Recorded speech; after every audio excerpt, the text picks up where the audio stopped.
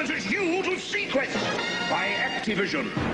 With the Atari 2600, behold, Seaquest. Your submarine must help stranded divers escape hungry sharks. Foolish mortals. Check your air supply and beware. Evil pirates abound. I think I hear your tiny divers calling out to you.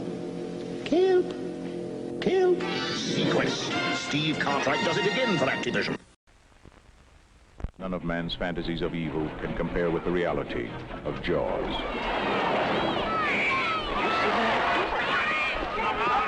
Damn fish, but I'll catch him and kill him. Did you hear your father? Out of the water now!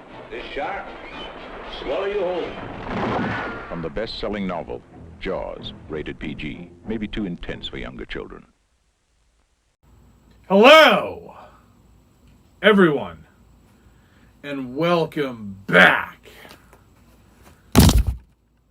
to another episode of the amazing Atari Aficionado. What is going on?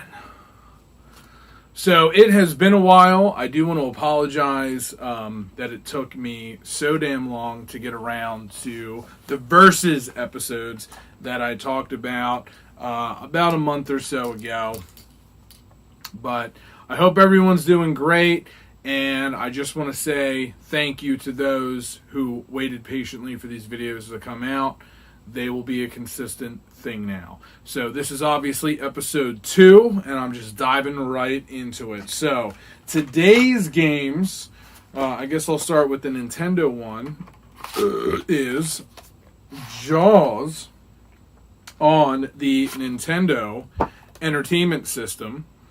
And I'm not actually comparing the entire game. We'll get to that in a minute. But essentially, I'll be comparing the underwater levels where you are a submarine diver shooting the fish and collecting points.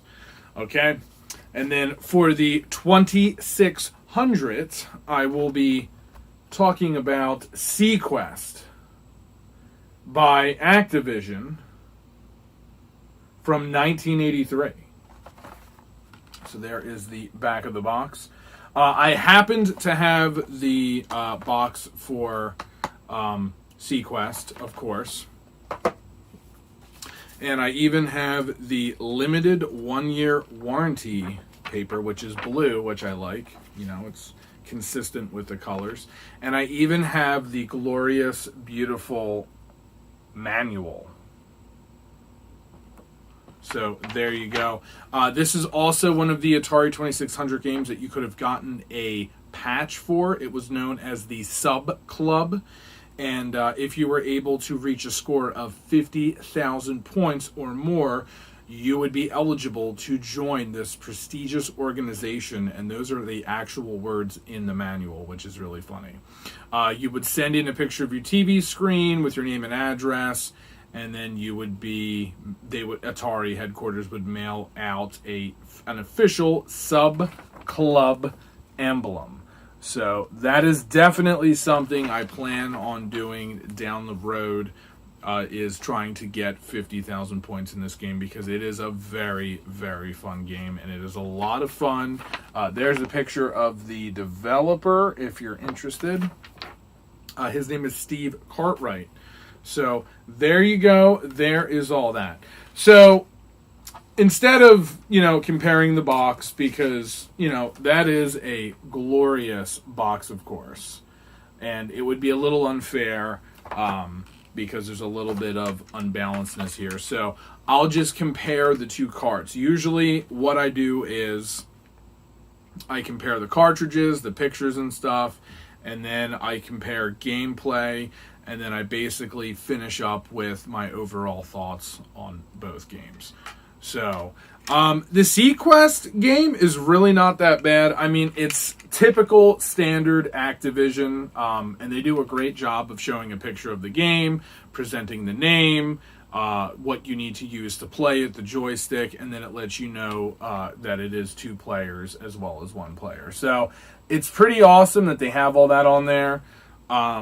But I will say the box artwork is definitely better than what's on the cartridge. So the cartridge, I would say, in this instance, loses a few points because somebody went to a lot of trouble to draw this and animate this, and I would have rathered have seen that on here. But like I said, all Activision games are essentially the same, so take them or leave them. As far as the Jaws cover goes, there's a little bit of interesting history behind this.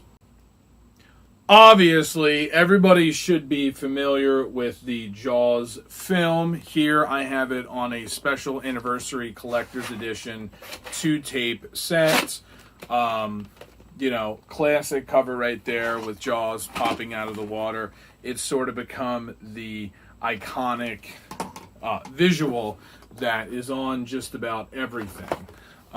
However, not many people know that iconic shark popping out of the water was actually originally put on the first release of the MCA home video Jaws the Revenge from, I want to say 87. I think it was the year I was born. So there's a little fun fact for you. However, this was later released. And as you can tell, they kind of did away with that. I definitely like this cover a lot better. But it's just funny that the, iconic image of Jaws, you could kind of argue, was, I think, based on the fourth tape a little bit more. But that image was on other tapes, and I can prove it.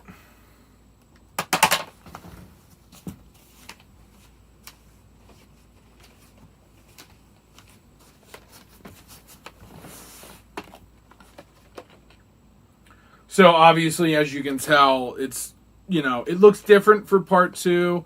It looks a little bit different for part 3. I feel like there was like a more crisper, version used for the final film.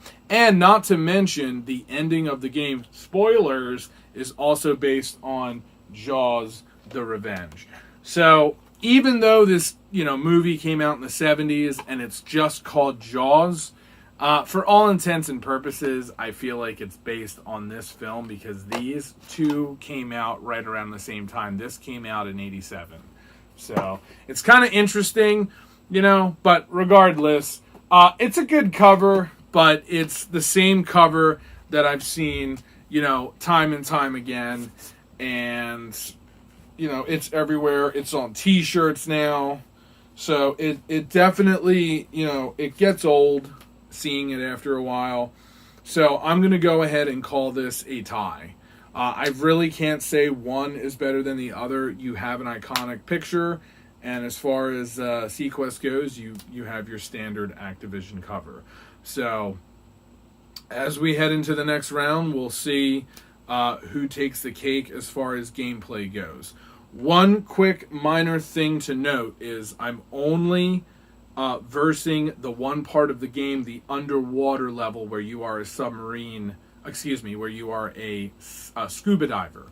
In the Seaquest game, you are a submarine, but it is essentially the exact same idea. You're underwater and you're shooting fish, shooting sharks, shooting jellyfish, collecting things, and essentially trying not to get killed. It's really funny that a game from 1987 basically ripped off a game from 1983.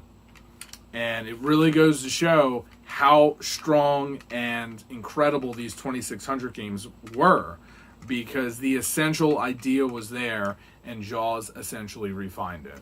So let's all take a look at the gameplay now, shall we?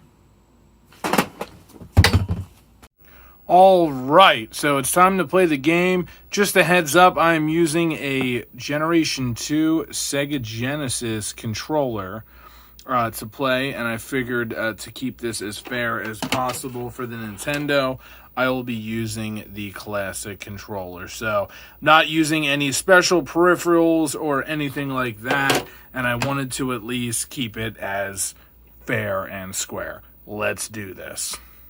Alright, ladies and gentlemen, so here is Seaquest on the Atari 2600.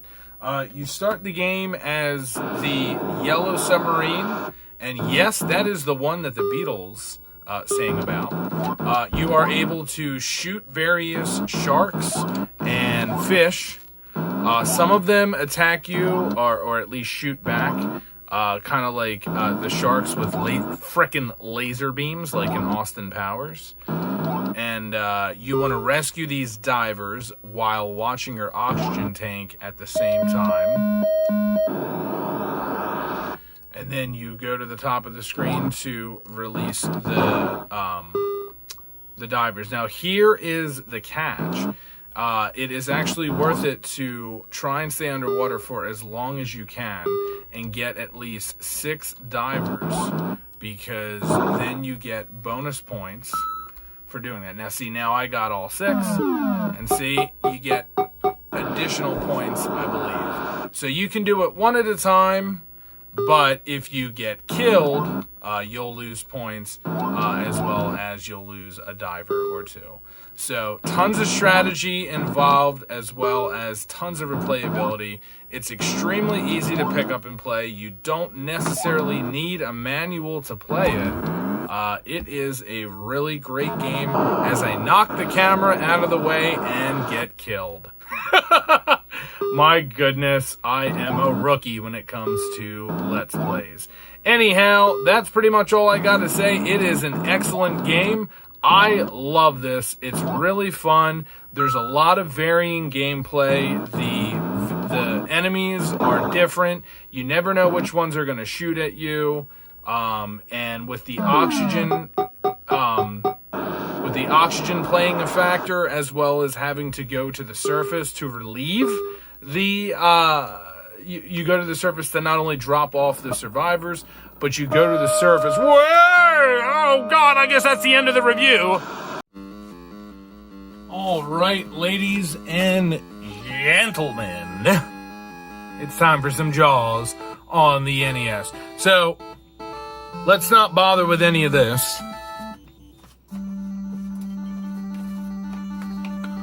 Okay, so what's important is the underwater level. So I'm just going to float around until... Okay, so this is what I am essentially reviewing, for those wondering. The undersea level of Jaws is essentially exactly like Seaquest.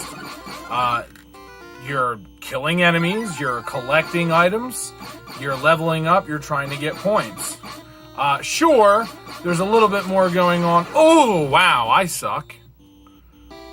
But the point I'm trying to make is sure, the overall point of this game is to fight Jaws. Oh, wow, look at this. Shallow water, the worst. And obviously you're leveling up and doing some other things, collecting money, and, you know, you have to steer your ship from shore to shore. But as far as the underwater level goes, it's essentially the exact same as Seaquest. And let me tell you, I'm not trying to be, you know, an Atari, what do they say, front runner, but I'm sorry, this is boring as hell. None of the items seem to change as far as, like, points and stuff goes. I think everything is 1,000, and it takes forever to level up, not to mention you're constantly going underwater and doing this. It feels like Seaquest, but almost like an unfinished version of Seaquest. None of the enemies shoot at you. None of the enemies ever really change course or patterns. You don't have to rescue anybody. You don't have to worry about oxygen. And you don't have to worry about dropping off survivors after picking them up. Once you get your star or crab or whatever, I guess I was wrong. You don't get points for the crabs or the shells. But, you know, once you get your item, that's it. You get it and you're done. And then there it was, I died. But I don't really have a whole lot to say. This game is boring as hell. It's extremely monotonous and repetitive. And, oh, that's cool. We finally got a Jaws appearance there. And I would have expected a lot more going on with the underwater portions of this game. And aside from the water just getting a little deeper in some parts, that's it. So, you know what? I hate to say it, and I think there's going to be some controversy in the comment section. But ladies and gentlemen, I'm going to give the win to Atari. That's right, ladies and gentlemen. Seaquest is the winner. Thanks for watching.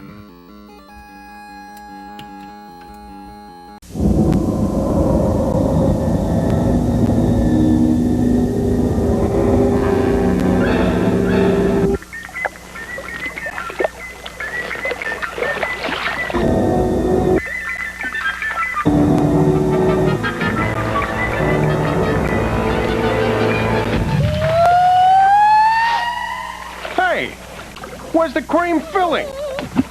Now that's the stuff. Hostess.